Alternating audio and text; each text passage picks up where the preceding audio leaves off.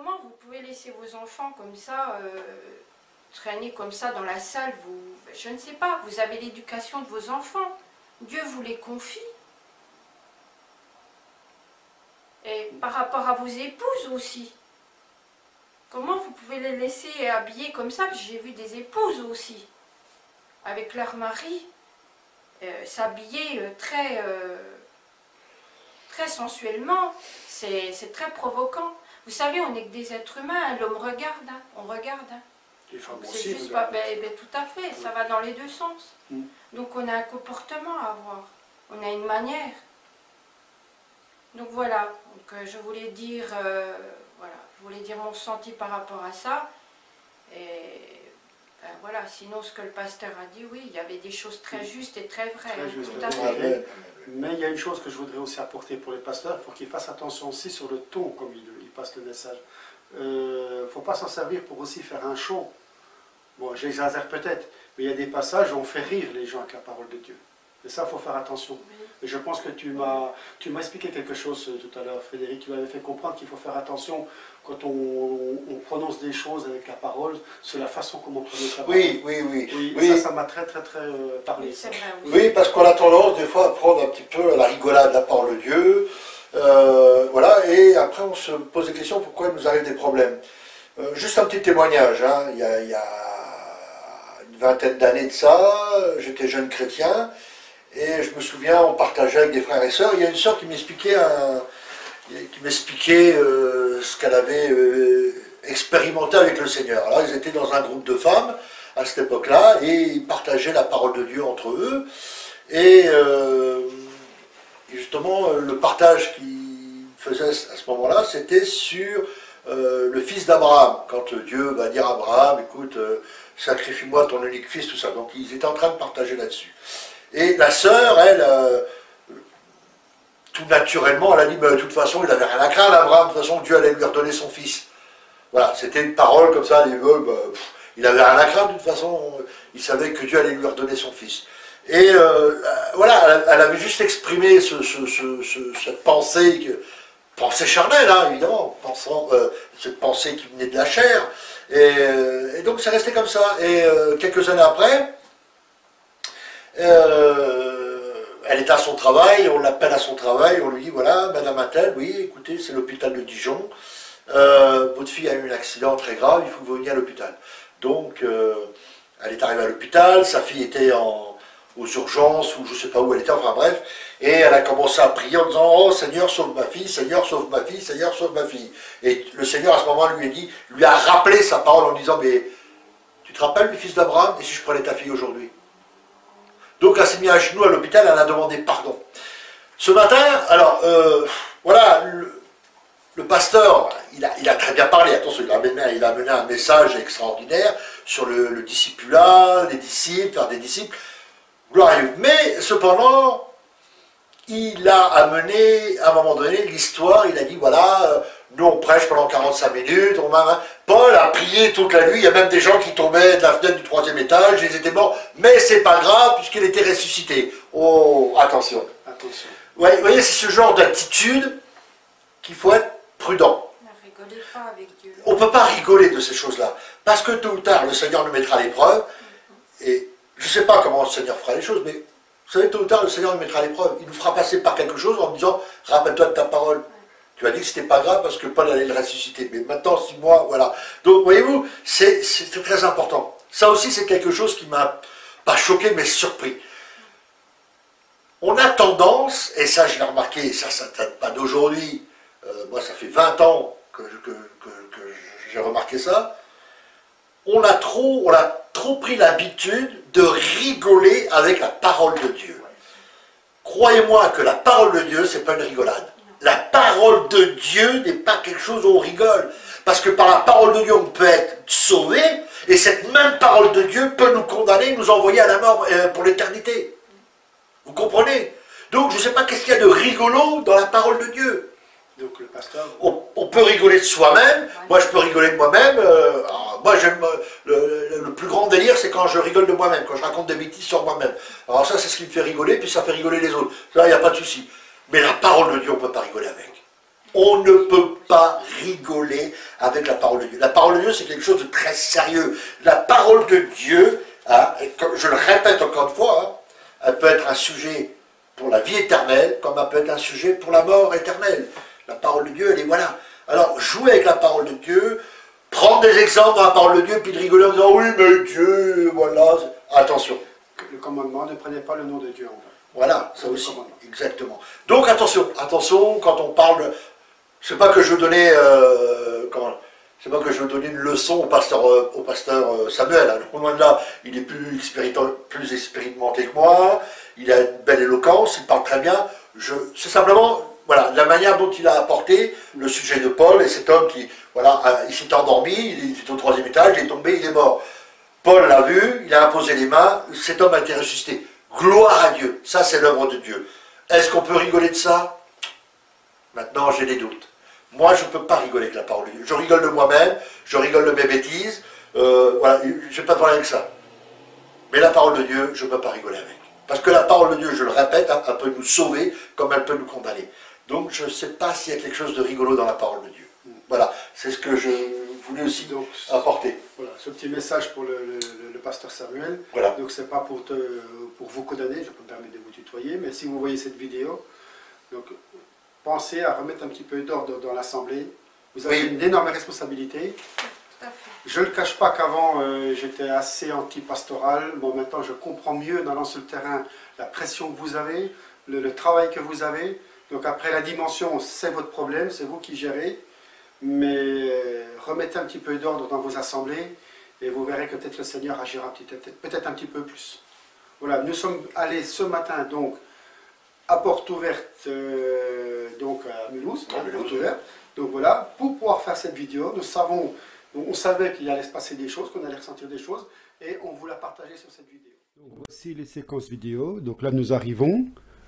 Vous voyez l'agent de sécurité, la personne, elle m'a repéré, regardez, hop, elle m'a vu que j'avais une caméra, ça l'intriguait déjà. Voilà. Donc, il fait la circulation. Donc là, vous voyez que nous entrons dans le bâtiment. Vous voyez que c'est déjà une grosse structure. Vous allez voir, il y a du monde. Donc, beaucoup de monde. Hein. Et mais voilà, on se demande qu'est-ce qu'on fait là finalement, parce que quand on regarde bien, est-ce qu'on vient dans une église, on vient se rencontrer, discuter? Il y a beaucoup de questions à se poser, voilà, il y a une espèce d'accueil, il y a un bar, je ne sais pas. Donc vous voyez sur le tableau au fond de quoi manger. On se croirait dans un restaurant ou bien pour un séminaire ou un congrès, je ne sais pas. On a l'impression que ça ne fait pas du tout spirituel. Bon, je ne cherche pas à critiquer, hein, je vous dis, moi c'est mon ressenti. Hein. On n'a pas l'impression que ça fait vraiment qu'on vient... Bon, il y a déjà des personnes dans la salle, on le voit. Hein. Donc là, je me suis baladé un petit peu dans le bâtiment. Donc là, on voit que c'est une espèce de cantine, un réfectoire. Donc en sortant de cette salle, je n'ai pas filmé, mais la personne que vous avez vue au début de la vidéo, elle est revenue vers moi. Elle m'a interpellé et elle m'a demandé de ne pas filmer n'importe quoi et n'importe où. Là, nous sommes dans la salle. Donc, vous voyez au fond les écrans, les micros, tout ça. Donc, il y a un peu de chant, il y a un peu de prédication. On voit bien que les gens ne sont pas concentrés. Vous allez voir. Vous voyez? Donc, là, on regarde un petit peu les structures. Vous voyez les bâtiments, la surface. Hein. Ça, il faut gérer tout ça, hein, financièrement, administrativement. Hein. Voilà. Donc, nous regardions un petit peu comment ça se passait. Bon, les enfants sont dans les allées, on a l'impression que c'est une kermesse ou c'est un loto, je sais pas, moi, quelque chose comme ça, c'est une soirée. Voilà, il y a juste au fond qu'on entend un petit peu des prêches, un petit peu des louanges, des chants. Donc voilà, la jeunesse, ils viennent, s'assoient, et puis c'est pour jouer, c'est pour... il n'y a rien. Donc les parents, vous êtes où? Vous êtes venus pour un culte ou pour un club de rencontre ou passer un bon moment? Voilà, les enfants, ils sont concentrés sur leur jeu. Je laisse le son. Voilà le type de musique pour mettre de l'ambiance. Ça, moi j'appelle ça des chauffeurs de salle.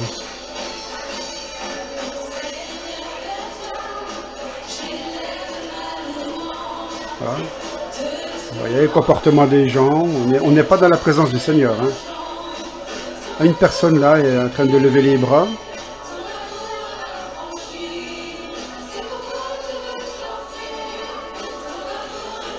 Voilà, je vous laisse un peu la musique.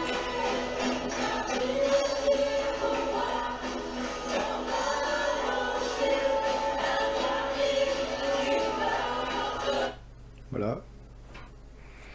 Donc regardez la préparation. Donc on voit que la chorale essaye d'attirer l'attention un petit peu. Donc je vous demande de bien regarder le comportement des gens. Essayez de mettre au ralenti ou de rediffuser plusieurs fois cette séquence. Mais regardez, mais est-ce que la plupart est dans la présence du Seigneur? Est-ce qu'ils commencent déjà à prier? Il y en a qui font des prières, mais ils se retournent. J'ai filmé un petit peu pour pouvoir décortiquer tout ça. Les enfants se baladent partout. Voilà, on n'a vraiment pas la pression. Peut-être que devant, bon, je ne suis pas allé tout à fait devant. Peut-être que devant, il y avait peut-être plus de concentration. Regardez, c'est des gestes amicaux, on discute, machin. On n'est pas dans la présence du Seigneur, on ne se prépare pas. Voilà, on attend que le pasteur arrive, on attend que ça démarre. Bon, ben ça, de toute façon, c'est dans toutes les assemblées. Hein. Quand je dis toutes, ça se comprend. Mais voilà, je vous demande de faire votre propre analyse. Mais qu'est-ce qu'on vient faire comme ça? Est-ce que ce comportement est correct devant le Seigneur? Ça chante, mais les gens, voilà, ça fait ambiance, ça fait bal, ça fait soirée, voilà, salle des fêtes.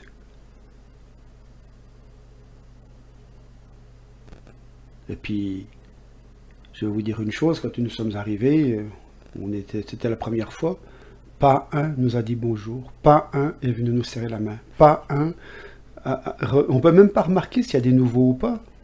Chacun vient individuellement, pour soi, pour une bonne conscience ou pour une raison qu'elle veut. Vous voyez des jeunes, ça vient, c'est pour voir les copains, les copines.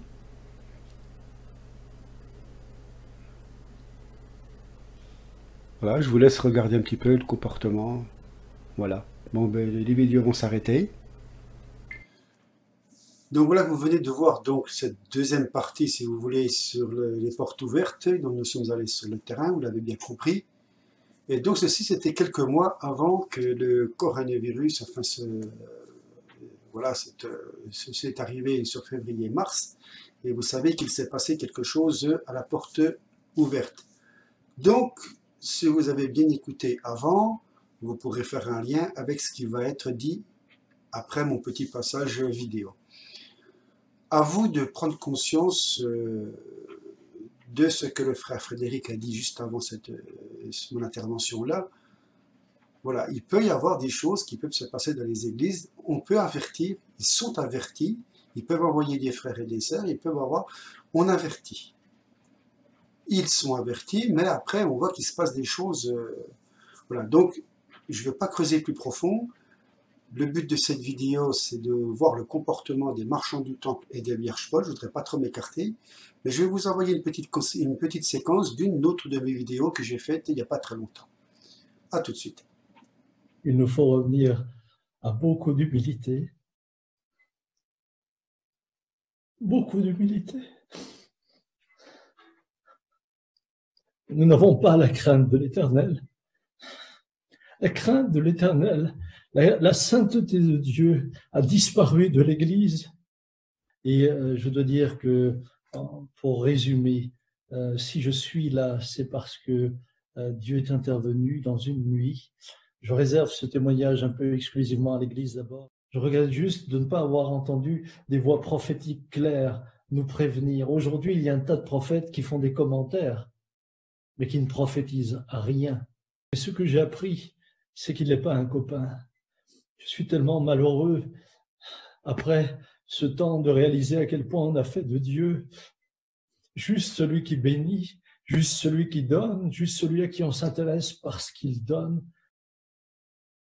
Vous venez d'écouter le pasteur Samuel Peterson, que je respecte, que ce qui se passe là-bas me touche énormément, parce qu'il faut savoir, et c'est vrai ceci, c'est qu'il y a quelques années, son témoignage sur ce qui s'est passé avec son fils m'a beaucoup touché.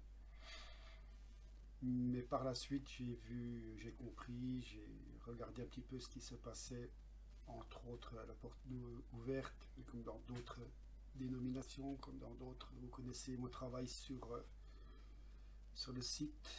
Je suis très affecté de savoir que des gens ont été touchés par ce coronavirus, des frères et des sœurs. Je compatis avec vous du fond du cœur, mais tout ceci n'est pas du hasard. Il faut que vous le compreniez. Entendre dire que c'est de la persécution ou les martyrs, donc ça, je ne me permettrai pas de juger là-dessus pour l'instant parce que c'est trop tôt. Les gens sont en souffrance là-bas, mais retenez bien la dernière phrase du pasteur Samuel, qui n'a pas trop écouté. Si vous m'entendez, Samuel, pasteur, enfin frère Samuel, sachez que j'ai déjà fait un travail sur... donc je compatis déjà, je suis content que vous soyez rétablis. Donc on découvre aussi la réalité de ce qui se passe chez vous, parce qu'on n'est pas trop informé. Si vous avez l'occasion d'écouter la petite vidéo que j'ai faite juste avant celle-ci, sur ma page YouTube, sur Patrick Évangile 4 sur YouTube, allez voir, vous comprendrez aussi un petit peu ce qui se passe. Moi je vous dis que vous avez été visé par une puissance peut-être religieuse, politique, j'en sais rien, mais voilà, ce sont des hommes, voilà, il faut comprendre que cette attaque de coronavirus n'est pas d'un fruit du hasard. Il y a des enjeux politiques là derrière, des enjeux religieux.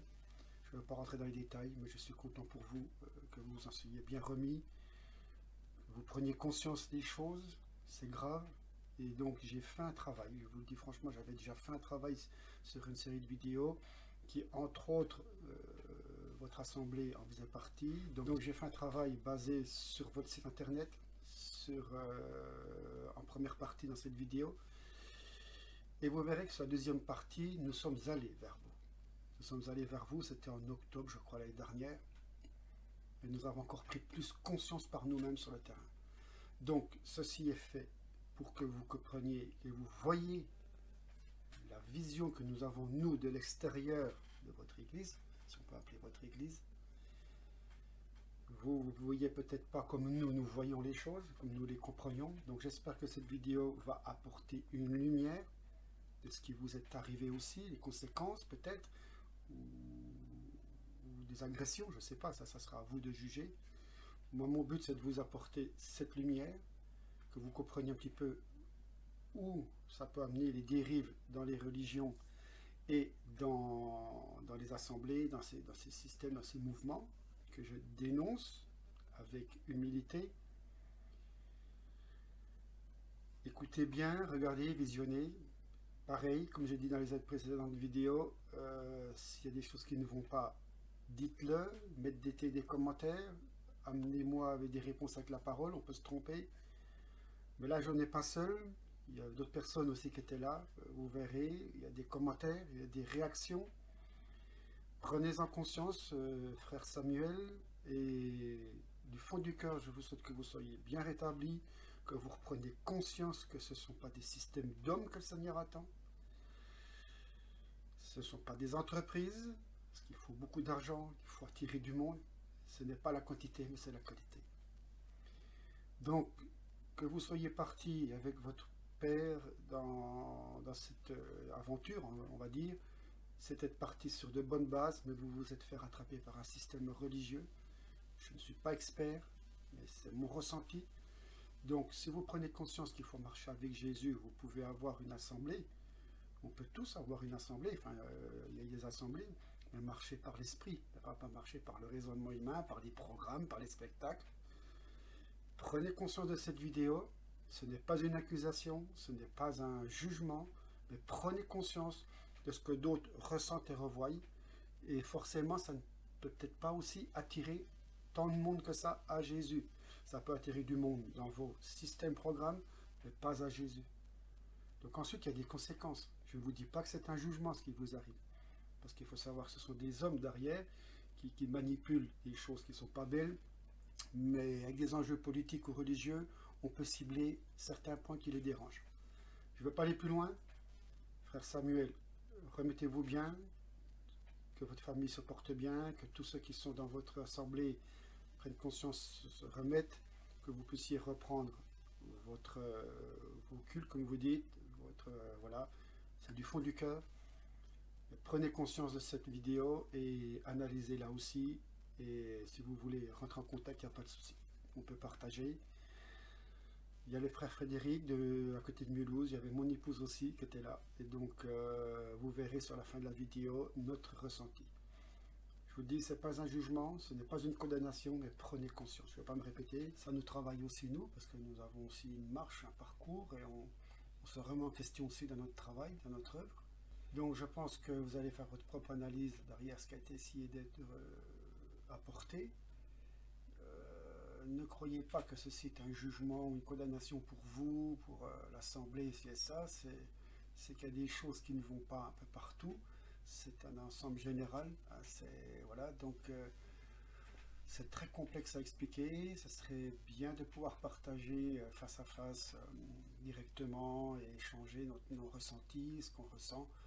Essayer d'apporter un petit peu plus, comme on le disait dans la vidéo, la deuxième séance sur septembre-octobre, quand on est allé sur place, on disait qu'il y a de l'ordre à mettre un petit peu dans tout ça. C'est un peu le fouillis, c'est un peu le monde qui rentre dans l'église, ça on le connaît. Voilà ce que je voulais apporter. Sachez que moi personnellement et tous ceux qui sont autour de moi, on a conscience de ce qui s'est passé chez vous là-bas à Mulhouse. Et donc comprenez que faites un travail personnel. C'est un frère qui parle à d'autres, c'est tout simplement. C'est à cœur, c'est assez lourd à prendre comme responsabilité parce que il y aura de la critique, il y aura du rejet, ça c'est sûr. Mais faites quand même l'effort de prendre conscience un peu et de vous concerter entre vous et de vous remettre en position. Donc je vous souhaite à tous de bien vous rétablir pour ceux qui sont malades, qui ont eu des soucis, et puis que tous puissent redevenir dans l'ordre pour la suite des choses. Et qui sait, d'ici peu de temps, nous passerons discrètement, sans filmer, là, d'accord, et on viendra discuter, partager, il n'y aura pas de soucis. Là, il n'y aura pas de film, il n'y aura pas de... ça sera vraiment un partage fraternel. On laisse le Seigneur conduire les choses et on verra par la suite. Je regrette juste de ne pas avoir entendu des voix prophétiques claires nous prévenir. Aujourd'hui, il y a un tas de prophètes qui font des commentaires. Il nous faut revenir à beaucoup d'humilité. Beaucoup d'humilité. Nous n'avons pas la crainte de l'Éternel. La crainte de l'Éternel, la sainteté de Dieu a disparu de l'Église. Et ce que j'ai appris, c'est qu'il n'est pas un copain. Je suis tellement malheureux après ce temps de réaliser à quel point on a fait de Dieu juste celui qui bénit, juste celui qui donne, juste celui à qui on s'intéresse parce qu'il donne.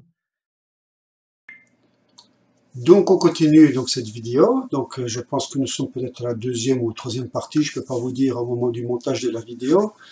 Et donc nous allons continuer donc avec le frère André qui va nous expliquer un petit peu, on va vous expliquer un petit peu toute cette construction au niveau des fédérations, de ces choses-là.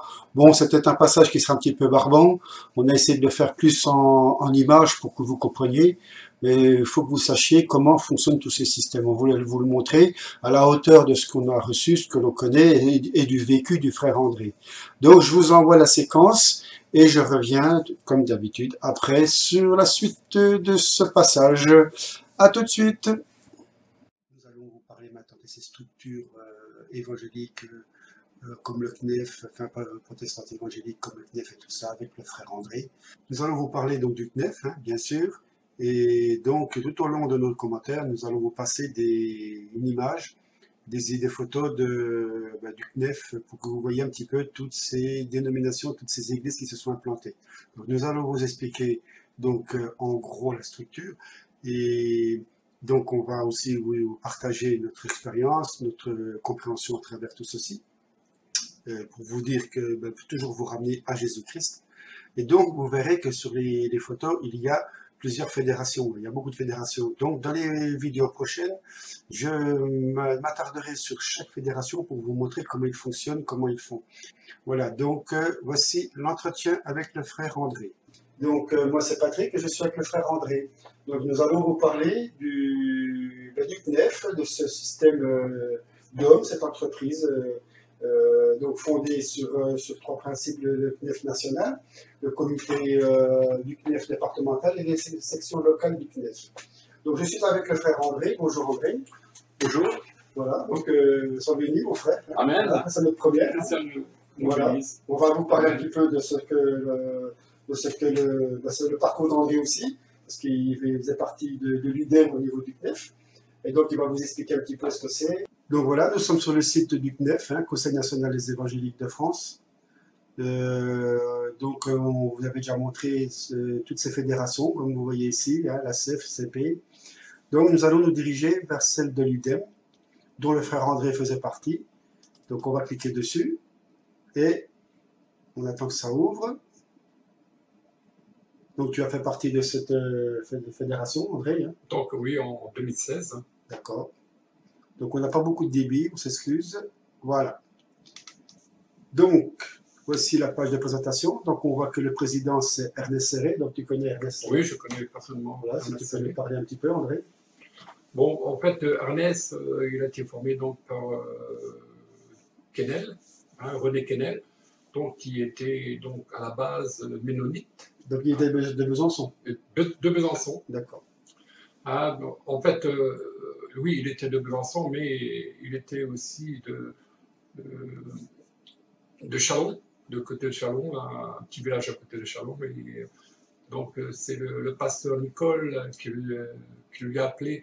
Il l'a appelé notamment pour venir sur Besançon, donc pour en prendre sa place, parce que suite à la retraite, donc le frère Quesnel, René Quesnel, est venu donc, à Besançon il y a une quarantaine d'années. Donc c'était le centre-ville de Besançon. Après, donc, il a ouvert une église donc, à la rue de Belfort, et ensuite on a acheté un bâtiment, donc l'ancien bâtiment de Cheveille, 4 de l'armée. Donc à la base, le frère Quesnel était donc ménonite, et ensuite il a formé donc des serviteurs de Dieu. Donc quand je me suis converti donc, en 89, on a vécu un réveil, j'ai vécu un réveil, et j'ai vu des serviteurs partir servir sans aucune formation, parce que voilà, il y en a ils ont été formés sur le terrain. Donc Ernest, il était donc de Besançon, il est parti donc à Nancy. Donc voilà. Ensuite, le frère a formé quand même 38 églises. D'accord. Donc, ça faisait partie de la FEM, Fédération d'églises missionnaires. D'accord. C'est-à-dire qu'on faisait des missions ensemble. Donc l'été, on avait les missions, donc on plantait des chapiteaux dans les villes pour annoncer l'évangile. C'est vrai qu'on avait une bonne base de la parole de Dieu, et on voyait Dieu agir, c'est vrai, tout à fait. Et puis ensuite, ce qui s'est passé, il y a eu donc des divisions. J'ai connu donc depuis ma conversion, j'ai connu donc 3 divisions. Une en 91, une en 95, 96, et donc en 2006 ça a été l'explosion. D'accord. Donc là automatiquement beaucoup d'églises donc ont quitté donc la FEM. Il y en a qui sont devenues indépendantes. Nous où j'étais, on était indépendants. Et c'est vrai que l'UDEM a été formé, donc, je crois que c'était en 2010, je pense. Donc, on va se balader. Donc, l'accueil. On va aller voir sur composition. On va se balader un petit peu sur le blog pour voir si on peut trouver des informations. Donc, déjà, on va sûrement trouver l'année. Mais là, on voit bien que le président c'est Ernest Serré. Donc, on voit qu'il a grandi dans le système. Il a pris une fonction. Après, vous voyez qu'il y a des associations à Châlons, à Vitry-le-François, à Reims, il y a l'association AEMM, on voit les présidents, il y a les lieux de culte, voilà. Donc, on va essayer de trouver un petit peu la base, l'activité, ce que nous croyons. Donc, on va peut-être revenir sur l'accueil, peut-être qu'on a mal vu. L'UDEM est un rassemblement d'églises à d'œuvres qui se veulent missionnaires dans le pays de France, c'est-à-dire pour lesquels l'annonce de l'évangile à ceux qui n'ont jamais entendu est une priorité. Les pasteurs de l'UDEM croient à l'inspiration totale de la Bible comme parole de Dieu et à la pleine actualité de ce livre pour les hommes et les femmes du XXIe siècle. Bon, ils se concentrent sur le XXIe siècle, si je comprends bien. Donc voilà, donc on voit pas à peu près l'année comme ça a été créé. Donc comme tu dis, il y a des divisions. Donc ils vont peut-être pas trop s'attarder là-dessus. Ils montrent peut-être pas les dates de création. Oui, Ouais. sûr, Donc on va essayer de trouver un petit peu. Là on est en direct, on découvre le site avec vous. Donc la composition, ce que nous croyons. Donc on va voir un peu les activités. Donc il y a les missions, comme tu as dit. Ouais, voilà. On va aller voir un coup les missions. Donc voilà. Donc comme tu dis, les chapiteaux, on se déplace. Donc on apporte l'évangile aux personnes, mais on voit que c'est pas Jésus qui conduit la rencontre des personnes. C'est comme si c'est nous qui apportions ce que Jésus veut apporter. Oui, tout à fait. Voilà, c'est ça qu'il faut comprendre. Voilà. Bon, les conventions, on va les voir. Moi, je découvre un petit peu aussi, parce que je ne me suis pas trop baladé sur ce blog. Donc, c'est des rencontres d'églises de l'UDEM, et d'ailleurs, bon, beaucoup de rencontres entre plusieurs églises. Oui, c'est ça, le but qui prend. Voilà. OK. Donc, on voit que c'est comme des structures d'hommes. Donc, les pastorales. Donc, on va aller voir ça. Donc, organisé tour à tour par les églises. On voit, ils se réunissent tous, les pasteurs entre eux. Vous voyez, ça, oui. Voilà. Donc, c'est des entreprises. On dirige chacun des entreprises. On se croirait dans une entreprise d'hommes. Voilà, donc, c'est pour que vous ouvriez les yeux. Vous qui adhérez à ces religions, voilà, il y a tous des systèmes. Et donc, le but de cette vidéo, c'est de montrer qu'il y a des dirigeants qui sont au-dessus, mais qu'est-ce qu'ils font en dehors des missions, en dehors de tout ça. Donc, on va aller voir un petit coup la formation, voir ce qui se passe aussi, parce que tu peux nous parler aussi des formations. La formation, oui. Ouais. Donc, qu'est-ce que tu peux nous dire sur les formations, André? Donc, la formation, moi j'ai fait une formation en 2003, donc ça dure 2 ans. Donc, bien sûr, la formation est payante. Ouais. Est payante, donc la formation, on se déplaçait dans différentes églises, soit à Chalon, soit à Nancy, soit à Vesoul, soit à Reims. Donc, il y avait donc un pasteur qui nous enseignait. Et suite à ça, bon, on avait aussi le partage de la parole, aussi comment prêcher, voilà la manière qu'on doit annoncer l'évangile. Donc, il donnait une manière de faire. Voilà, c'est de donner une manière de faire. D'accord, ok. D'accord. Donc, on voit que c'est quand même construit dans des programmes. Oui, bien sûr, tout à fait, c'est vraiment des programmes. D'accord. Et donc, on sent que c'est quand même un cercle fermé. Donc, si on n'adhère pas à ça... Si on n'adhère pas à ça, on ne peut pas entrer dans soit à une formation, ou soit aux activités. D'accord, ok. Donc, c'est vraiment un cercle fermé. Voilà. Donc, voilà, le but, ce n'est pas de décortiquer à fond, mais c'est de montrer comment fonctionnent ces dénominations, que vous sachiez dans quoi vous appartenez. Et beaucoup cherchent des places, bien sûr. Des fonctions, des titres, être reconnus. Bon, moi je dis franchement, je ne vois pas Jésus dans ces églises-là. Je ne vois pas l'église de Jésus, du moins. La parole, elle est vivante, c'est sûr qu'il y a des manifestations, mais est-ce que derrière les âmes qui ont été touchées, elles continuent à marcher avec le Seigneur, ou elles marchent dans ce système après? C'est ça? Est-ce qu'on se sert de la parole pour attirer des gens à leur système, ou on se sert de la parole pour amener les gens à Jésus? Après bon... C'est vrai que quand je me suis converti, je voyais quand même Dieu agir dans ma vie. J'étais béni, Dieu m'a béni au niveau de l'enseignement, mais pas ce que je ressens maintenant, bien sûr. Mais en fait, je suivais des raisonnements, des programmes. On revient toujours pareil. Donc, on a une bonne base, mais il faut se dire aussi, il y a des pasteurs qui n'ont pas été appelés non plus à servir. Parce que pour servir, il faut être appelé. Bien sûr, oui. Ça, c'est clair. Donc après, bien sûr, il y a eu... ça a dévié, c'est dévié. Et puis, c'est pour ça qu'on est arrivé donc, à des divisions. Parce qu'il y en a qui voulaient avoir la place. le monde évangélique n'a jamais été aussi tant divisé. Hein. Ah oui, tout Ouais. à fait, bien sûr. Ouais, il y a un problème, il y a un malaise, hein, de toute façon. Ok, donc l'église de Jésus n'a jamais marché comme ça. Ah, tout à fait, oui. Voilà. Donc, on continue un petit peu. Donc voilà, on va aller voir un peu, ben, ça m'intéresse de voir aussi, ben, l'annuaire des églises, on va aller voir aussi un peu où elles sont implantées. Hein. Donc, on voit les églises de l'UDEM, on va cliquer dessus. Donc la première, c'est Besançon. Voilà, donc on la voit ici, Besançon, Dole, Vesoul, Lure, Épinal, Lunéville, Nancy, Metz, Toul, Troyes, Vitry-le-François, Chalon-sur-Saône, Reims, Lille, Charleville. Voilà. Et donc, on va revenir en arrière. Et les églises associées hors UDEM.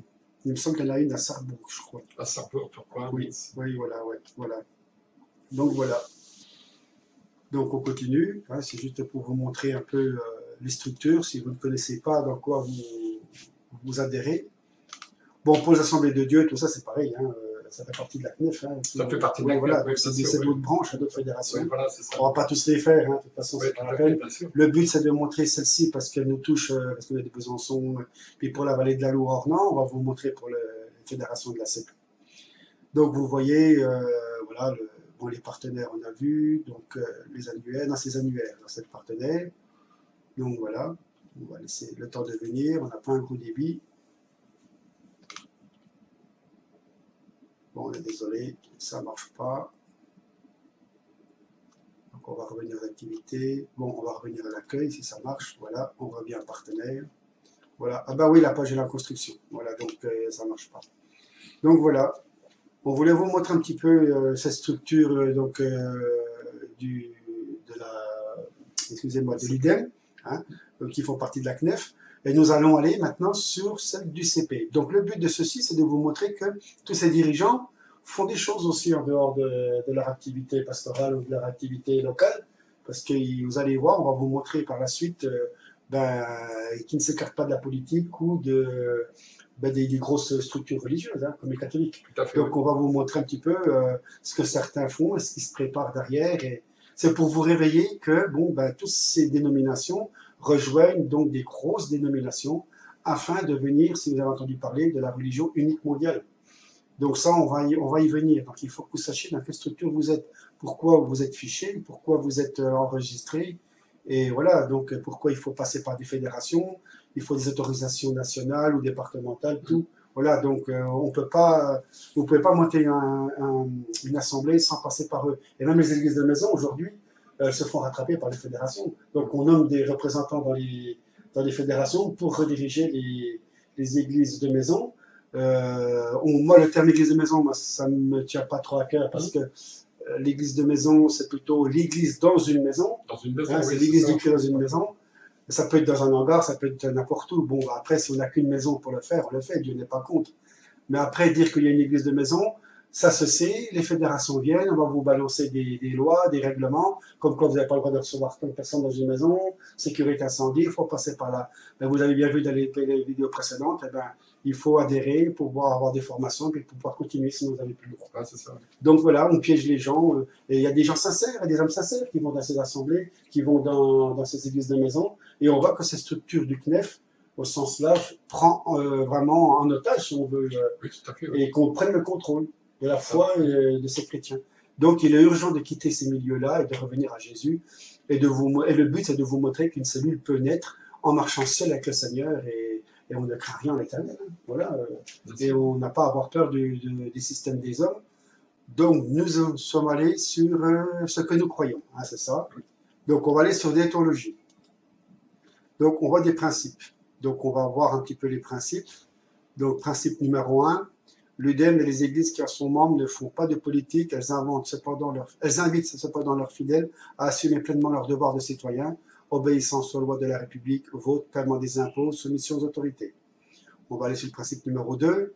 L'UDEM est engagée à une transparence totale de ses activités. Elle ne prône aucun rite ou cérémonie secrète, de quelque sorte que ce soit, et toutes les décisions importantes sont prises avec la participation du plus grand nombre et en pleine connaissance de cause. Donc on va peut-être pas tous les numérer, hein, on va laisser les personnes aller dessus, hein, pour pas que la vidéo soit trop longue, mais allez-y dessus, n'hésitez pas, allez-y. Nous, ce qui nous intéresse, c'est d'aller voir la profession de foi. Il y a des choses à dire là-dessus. Donc, la confession de foi. Et donc, on va revenir en arrière. Voilà, donc on va aller sur l'article numéro 1. Les Saintes Écritures constituent la parole inspirée de Dieu.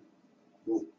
Elle réside la seule et infaillible règle de la foi et la conduite de l'assemblée en général et du chrétien en particulier. Bon, ben, l'assemblée, est-ce qu'il y a eu des assemblées, est-ce que c'est une assemblée de chrétiens ou une assemblée construite Bah, je pense qu'il parle de l'assemblée construite. Hein, ouais, construite, parce que, ouais. quand tu fais plus partie de l'Église, on te dit, ben, on prend le verset que tu ne dois pas quitter ton assemblée. Voilà, ouais. Donc, ouais. L'assemblée, c'est nous, hein, c'est pas, tout à fait, pas le bâtiment. Hein. C'est le corps du Christ. Ouais. Donc nous allons aller à l'article 2, l'unité du seul Dieu vrai et vivant. Alors voilà, écoutez bien, qui est éternellement existant par lui-même, le je suis qui s'est révélé comme étant un en trois personnes. Alors là, c'est la Trinité. Oui. C'est clair, c'est la Trinité. C'est pas biblique, hein, voilà. C'est la Trinité. Hein. Oui. Dieu n'est pas une personne, hein. Dieu est esprit. Hein. Tout à fait. Il y a des passages qui montrent bien que dans Jean au chapitre 8, 58, il est dit que moi et le Père nous sommes un. Hein. Donc Christ est venu en tant qu'homme, hein, et 100% homme, 100% Dieu. Hein. Bien sûr. Hein. Donc il se manifeste de plusieurs façons, Dieu. Bien sûr. Voilà, il peut, voilà. Donc on peut, si on pouvait leur expliquer qu'une personne, bon, ben, comme toi, André, tu es père de quelqu'un, tu es fils de quelqu'un, tu es frère de quelqu'un, mais tu es toujours la même personne. Voilà, la chute de l'homme, bon pareil, hein, il y aurait beaucoup de choses à dire aussi. Le salut en Jésus, ok. Donc vous voyez bien les articles. Donc le baptême par immersion, donc ordonné à ceux qui sont passés par leur repentance et qui ont reçu Jésus-Christ comme Sauveur et Seigneur. Donc ordonné, d'accord. Il y a ça. Le baptême du Saint-Esprit, dont un des signes est le parler en langue. Ok, c'est un des signes, mais tous ne parlent pas en langue au baptême. Voilà. Quand ils reçoivent, parce que le Saint-Esprit, donc moi j'avais déjà travaillé là-dessus. Donc il faut savoir que le baptême d'eau et le baptême du Saint-Esprit est de feu. Donc nous pouvons lire Acte 2, verset 38, Jean 1, verset 31, Matthieu 3, verset 11, et Jean 1, verset 33, pour ceux qui veulent approfondir cette petite étude. Donc le baptême du Saint-Esprit ne doit pas être confondu avec la plénitude du Saint-Esprit. Le baptême est un acte définitif qui nous greffe au corps du Christ, son Église, lors de la conversion. Donc on lit ça dans 1 Corinthiens 12, verset 13. Donc la plénitude consiste quant à elle en un constant renouvellement que nous devons impérativement rechercher. Lisez Éphésiens 5, verset 18. Certains courants chrétiens charismatiques enseignent que le parler en langue est le signe distinctif du baptême du Saint-Esprit. Cette doctrine est basée sur au moins 3 passages. Acte 2, verset 4, Acte 10, verset 44, Acte 19, verset 1 à 7. Si cela était vraiment le cas, plusieurs chrétiens seraient encore dans leur péché et n'appartiendraient pas au Seigneur Jésus-Christ. En effet, Romains 8, verset 9 le déclare. Or, il est manifeste que bon nombre de chrétiens de nouveau ne parlent pas en langue, ce qui est attesté par Paul dans 1 Corinthiens 12, verset 30. Il n'y a aucun verset dans les Écritures qui nous ordonne de chercher le baptême du Saint-Esprit pour la bonne et simple raison que nous le recevons à la conversion. Voilà, ça c'est un petit travail que j'avais fait il y a quelque temps. Donc, tous ne parlent pas en langue. Bon, ça peut être un signe d'accord, mais il n'y a pas beaucoup de parler en langue en baptême. Hein. Voilà, il faut le dire. Hein. Donc, on continue. La sanctification par l'esprit à sainteté de vie, pensée, parole, conduite dans l'obéissance au commandement divin, soyez saints. Donc, voilà les articles, hein, la prière. Donc, on a fait un petit peu le tour sur la profession de foi, le retour du Seigneur Jésus-Christ. Bon, ils le disent, mais on ne l'entend pas beaucoup prêcher dans le rassemblement, le retour. Hein. Même de la sanctification. Même de la sanctification, oui. On parle pas de la sanctification, on prêche pas le retour du Seigneur. Hein. Pourtant, donc, on voit quand même les choses avancent. Hein. Oui, donc ils ne les préparent pas. Donc c'est là que ça revient un petit peu au thème de ces vidéos, les 10 vierges, 5 sages, 5 folles. Hein, voilà. Ouais. Donc la résurrection, article 12, les dons du Saint-Esprit et les différents ministères dans ce Nouveau Testament. Voilà, donc on a fait un petit peu le tour sur ce site, hein, donc sur le site de l'UDEM. Bon, nous voici donc de nouveau sur la page du Conseil national des évangéliques de France. Donc nous allons nous diriger maintenant sur la fédération de la CPI. Donc pourquoi la CPI? Parce que c'est celle qui a installé l'église à Ornans, dans notre local, et donc elle est déjà sur Besançon depuis un certain temps. Donc vous avez vu les vidéos, donc on y va. Donc là, c'est un petit peu plus simple, vous voyez, la CPI. Donc on va aller voir la définition. Donc, avant de lire, qu'est-ce que tu peux nous dire sur la CPI par rapport à ceux qui ont fédéré comme Jean-René Buandet? Bon, donc la CP, bon, je ne le connais pas personnellement, mais je connais donc Jean-François, Jean-René Buandet? Jean-René Bouyandet, et c'est vrai qu'il il faisait partie de l'église évangélique missionnaire du temps du Pépinel, hein, quand j'ai connu en 89, donc il est parti en 91 avec un groupe de frères et sœurs, hein, donc il y a eu une division. Encore une division. Voilà, Encore une division. Donc après, il est parti sur Planoise. Et puis, donc il y a les implications. Donc vous lirez, hein, vous voyez, tous à leur petite règle, leur doctrine. Hein, oui, c'est ça. Voilà, il faut surveiller. On les valeurs, ce qui nous ressemble, qui nous rassemble. Voilà. Il y a les membres. C'est la dernière qui m'intéresse. Hein. C'est la dernière qui m'intéresse. Donc voilà. Donc la CPI est membre de la Fédération protestante de France, vous voyez, donc on rejoint la Fédération protestante de France, et du Conseil national des évangéliques de France, le CNEF. Donc tout appartient au CNEF, tout appartient, tout est géré, hein. On prouve que c'est fait, hein. Voilà, c'est là. Donc peut-être beaucoup ne le savent pas, parce que comme on voit les dates, hein, 2011, nous avez dit, 2016, voilà.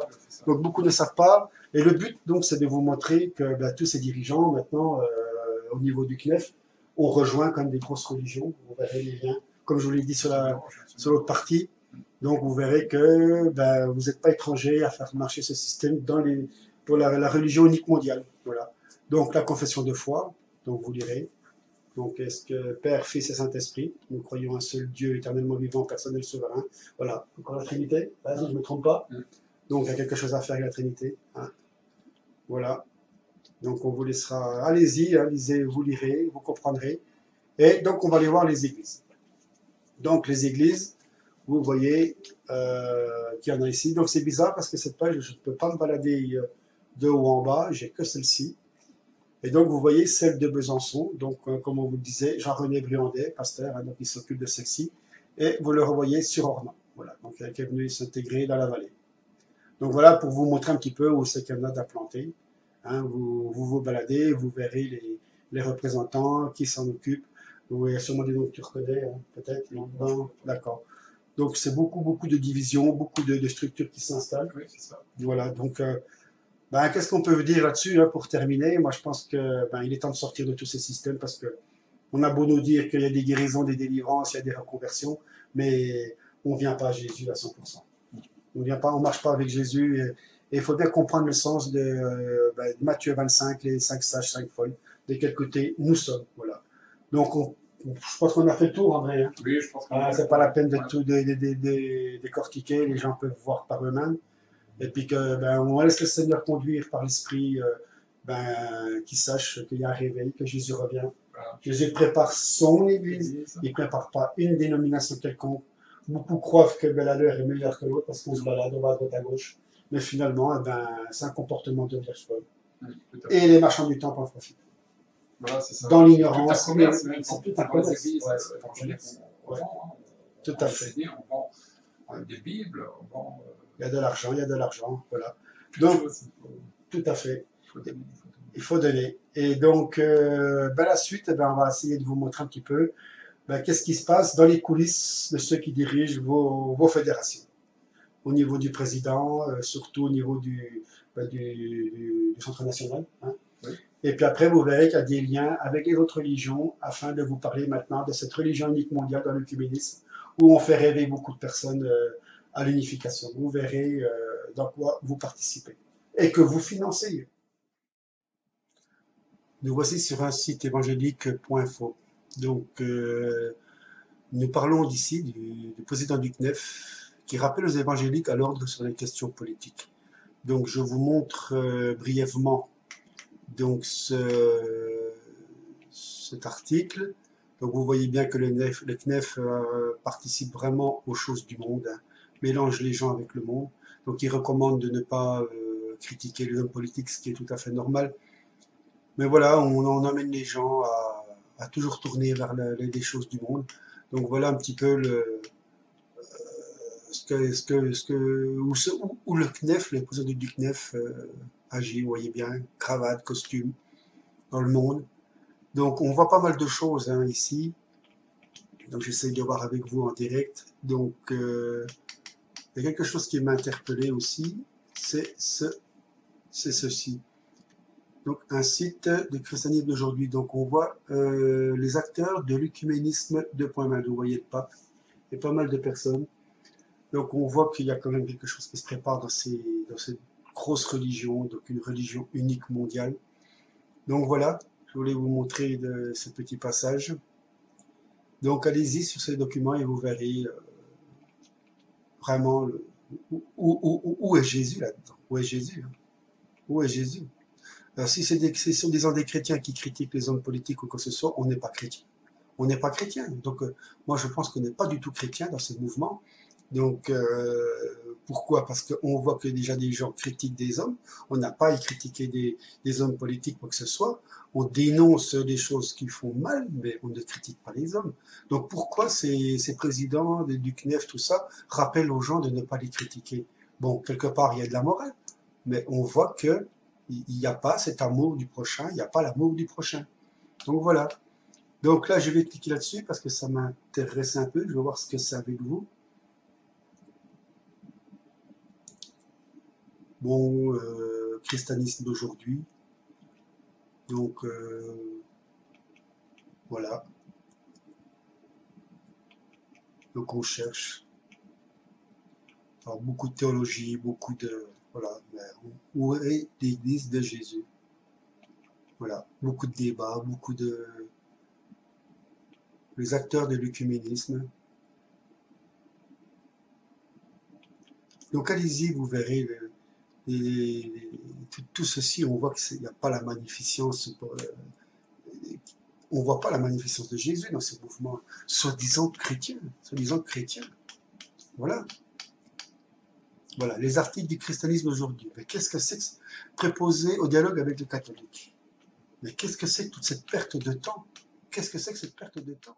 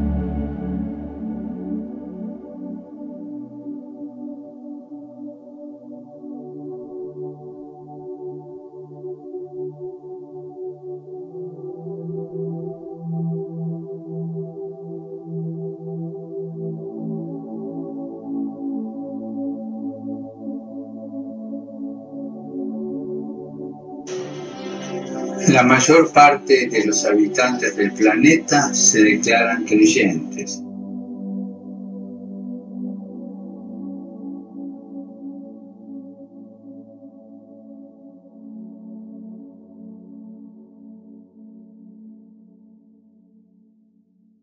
Piensan distinto.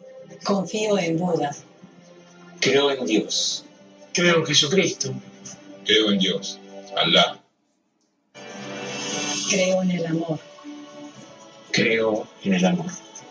Creo en el amor. Creo en el amor.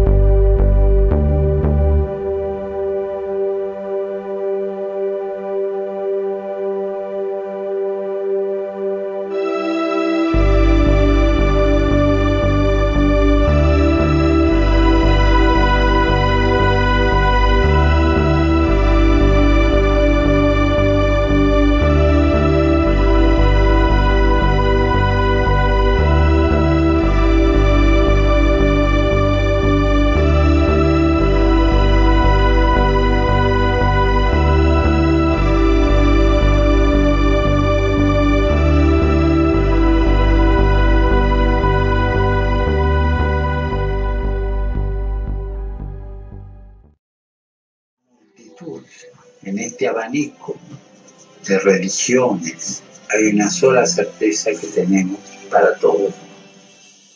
Todos somos hijos de Dios.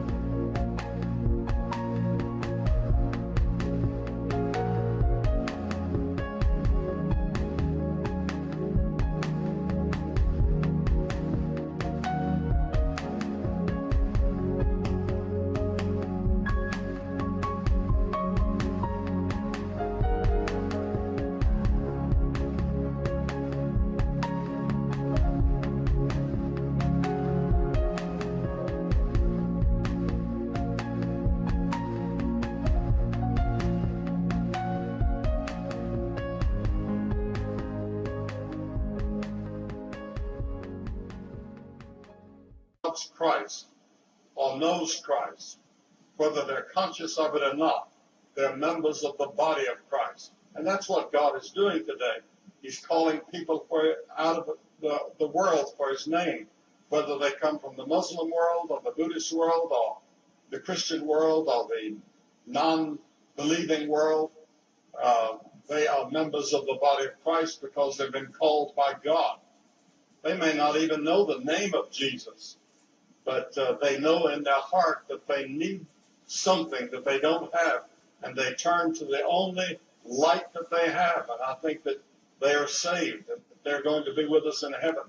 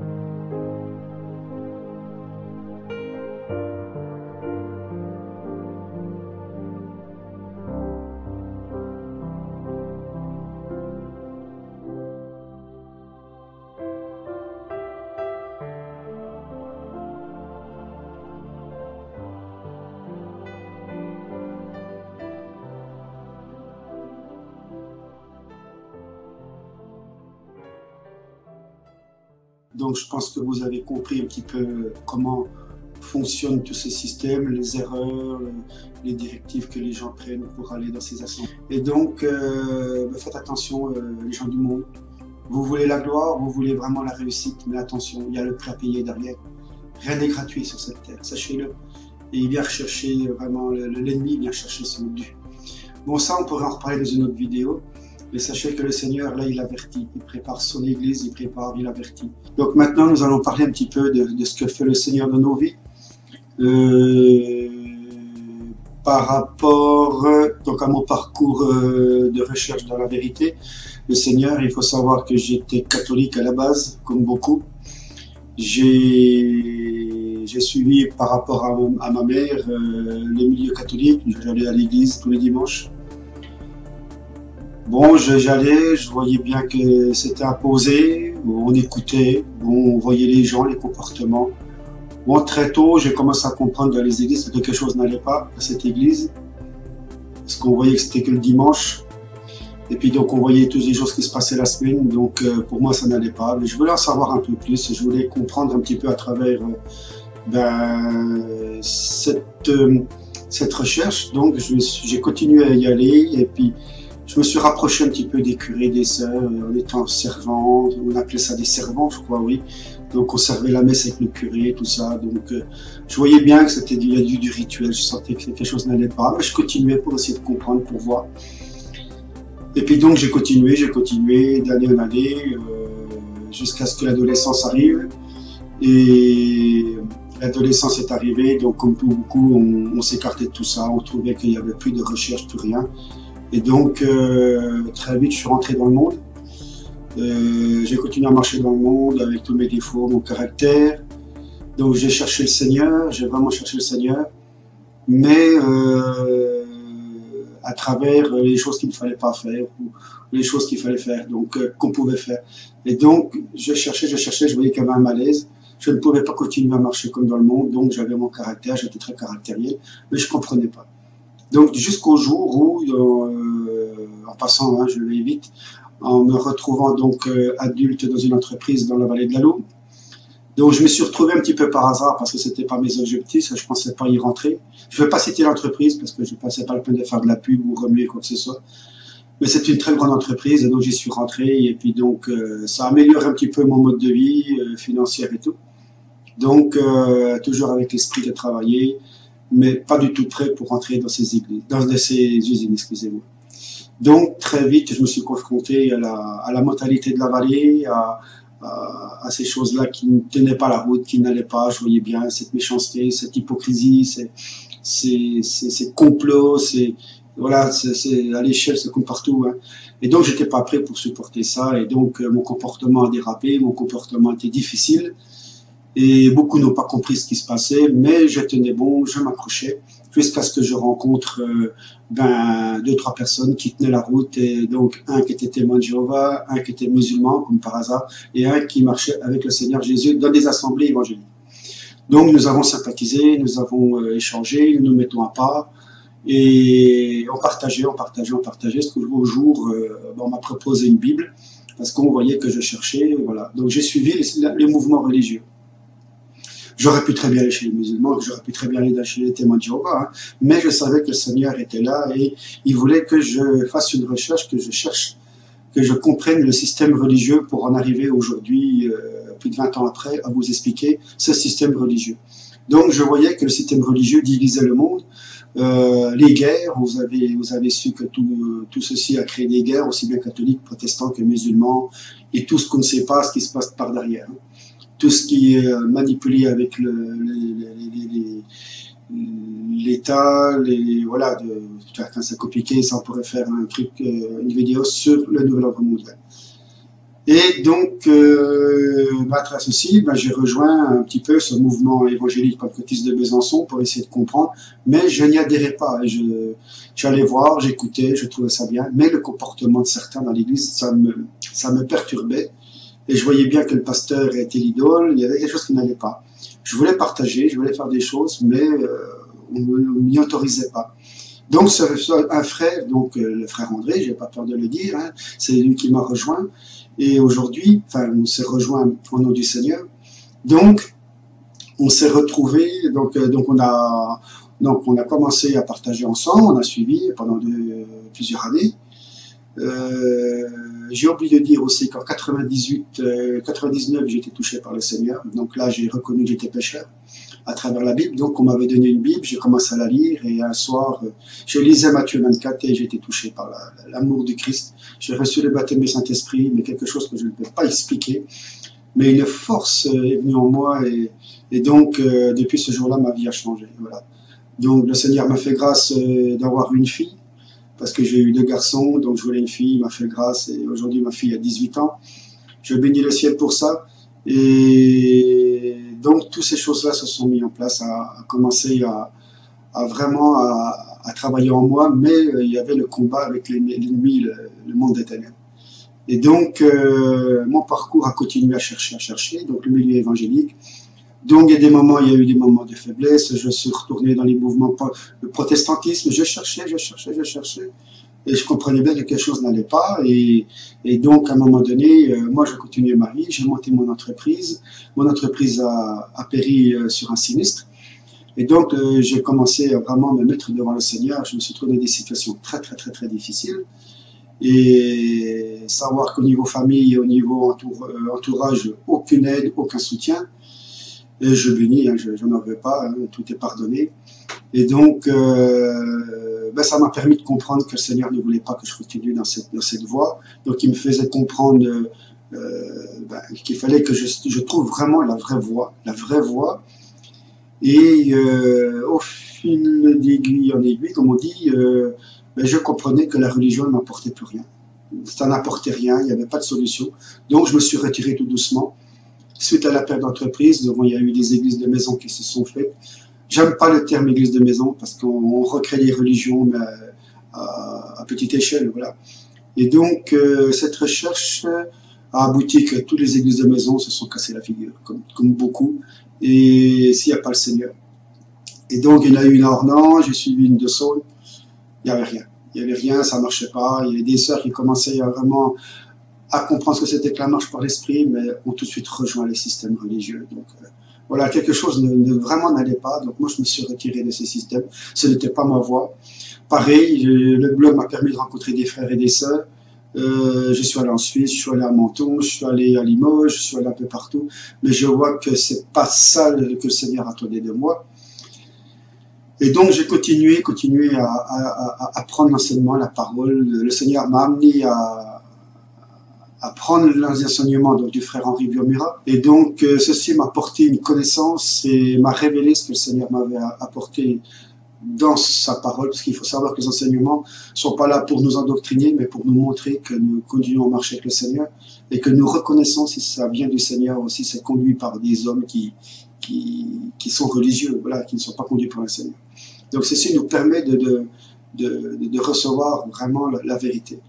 Et donc, tout en continuant ceci, j'ai fini par comprendre que ce n'était pas dans la religion. Le Seigneur m'a montré Matthieu 25. Le royaume est semblable à 10 vierges, 5 sages, 5 folles. Et tout ceci m'a amené à créer le blog en 2010, 2012, parce qu'il y a eu des attaques franc-maçonniques. Et donc, je l'ai recréé, j'en ai refait un, celui-là que vous connaissez. Donc, mon parcours a été très chaotique professionnellement. Voilà, il y a eu beaucoup de choses, mon foyer a été beaucoup attaqué. Mes enfants ont tous eu des accidents, ont eu des problèmes. Donc on prenait position, on a appris à prendre position au nom de Jésus. Donc des frères nous ont été conduits donc, à travers le bloc, mais je voyais qu'il ne fallait pas que je suive leur mouvement. C'était le Seigneur les utilisait pour nous apprendre à nous positionner dans la prière, à prendre position dans la parole, mais pas suivre ce qu'eux ils cherchaient. Voilà. Donc, pareil, nous, notre petite cellule de 3-4, là, c'est pas le but de créer une dénomination ou une association, mais c'est de partager ce que le Seigneur nous a mis à cœur et nous a confié dans sa mission en tant que guerrier du Seigneur, ou sentinelle, ou apôtre, ou disciple, ou quoi que ce soit. Donc, ça, moi, c'est en tant que serviteur, disciple du Christ. Et donc, ce que j'apporte à travers ce blog, c'est vraiment ce parcours que j'ai traversé et ce que j'ai compris à travers le Seigneur, qu'aujourd'hui, ce ne sont pas être dans des religions, mais c'est vraiment marcher seul avec le Seigneur. Et donc aujourd'hui, j'apprends à marcher seul avec le Seigneur. Et il me conduit, il me fait grandir, il nous émonde, il nous apprend vraiment à nous mettre avec lui, en lui et pour lui tout le temps. Voilà, donc moi je voulais partager un petit peu ce parcours, je ne veux pas rentrer dans les détails. Hein. Aujourd'hui, j'ai compris qu'il faut marcher avec le Seigneur. C'est avec lui, car on vit une époque où le Seigneur revient très très très vite. Lisez la parole, lisez les apocalypses, les prophètes Daniel et tout ceci, vous verrez que ce livre c'est la vérité. Donc le but de cette série sur les marchands du temple et les vierges folles, c'était pour vous éclairer, pour vous montrer qu'aujourd'hui il faut s'appuyer sur le Seigneur. Nous appartenons à son Église, c'est lui qui gère, c'est lui qui nous enseigne, qui nous forme, qui nous dirige, qui nous guide. Et il faut apprendre à le laisser faire et à discerner ce qu'il veut de nous. Voilà, moi c'est simplement ce message que je veux passer. Voilà, donc je vais continuer un peu ces vidéos à la demande du Seigneur, parce que je pense que j'ai fait le tour pour expliquer comment fonctionne, dans quel état se trouve le monde religieux aujourd'hui. Tout le monde s'enferme dans ce système. Beaucoup ont la sincérité du Seigneur, veulent apprendre à marcher avec le Seigneur, mais ces systèmes vous empêcheront d'aller beaucoup plus loin avec le Seigneur. Et vous finirez par adorer ces systèmes, à suivre ces systèmes et à les nourrir et à les diriger. Donc faites attention. Moi, mon parcours, c'est qu'il m'a permis de chercher, de tourner. Bon, j'ai tourné en rond, hein, comme tout le monde. Et puis finalement, j'ai compris que c'est avec lui, en lui. Et aujourd'hui, je peux vous assurer qu'au niveau de mon foyer, il y a eu beaucoup de choses que le Seigneur a fait. Donc, des enfants, aujourd'hui, j'en ai un qui s'est reconverti au Seigneur. Mon épouse s'est reconvertie au Seigneur. Donc, le Seigneur travaille dans chacun d'entre eux. Donc, j'ai encore une fille et un fils aîné qui sont en attente, qui cherchent, qui attendent. Et je les laisse entre les mains du Seigneur. Donc, savoir que je ne vais pas dévoiler l'état de tout ce qu'on a vécu, parce que ce n'est pas le but de cette vidéo. Ça sera du témoignage en direct avec vous pour la gloire du Seigneur. Pour ceux qui partageront la parole, qui se reconnaîtront dans l'Église du Christ, marcher avec le Seigneur et nous rencontrer pour prier, adorer, louer le Seigneur, échanger et apporter du soutien entre frères et sœurs, et voir que y a de la misère, il y a des difficultés, et c'est pas forcément les religions qui vous aident à ce niveau-là. Bon, il faut bien des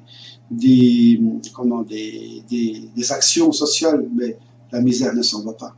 Les soucis sont toujours là. Donc avec le Seigneur, vous pouvez être sûr qu'il y a une solution, et il faut le laisser faire, il faut apprendre à faire confiance en lui, apprendre à le connaître. Et voilà, donc je pourrais partager beaucoup plus avec ceux qui voudront partager avec nous. Hein. On se retrouvera chez l'un, chez l'autre, à un endroit. Il n'y aura pas d'endroit fixe. On n'est pas là pour créer une assemblée ou une église, mais simplement de se reconnaître en étant qu'enfant de Dieu, dans son église, le corps de Christ, et continuer nos vies et apporter cette lumière au quotidien dans notre travail, dans notre famille. Voilà, donc c'est tout simplement ça le but de montrer à travers ce blog. Donc c'est un parcours, c'est un reflet, un miroir de mon parcours. Et voilà ce que je voulais apporter à travers ce blog. Donc nous sentons que la fin arrive, la fin approche. Et quand on dit la fin, c'est le retour de Jésus. Donc vous savez qu'il y aura un enlèvement. Il va chercher son église. Donc Dieu vient chercher son église, il ne vient pas chercher une dénomination. Et ensuite, il viendra juger les nations. Et ça va parler, ça. Réfléchissez, le royaume de Dieu existe, et ça à travers la parole. Si vous voulez recevoir des enseignements, nous pouvons partager notre expérience à la hauteur de ce que nous avons reçu, dans une simplicité et de partage de cœur. Voilà. Et on laissera le Seigneur guider. Si vous êtes vraiment touché par ce message, si pour certains vous me reconnaissez, ne soyez pas surpris, ma vie a complètement changé, mon comportement caractériel a complètement changé, le Seigneur a vraiment pris le contrôle de ma vie. Et donc, si je ne suis pas si voix, il me le fait savoir, et comme beaucoup de frères et de sœurs sachent de quoi je parle. Et voilà, je voulais apporter ceci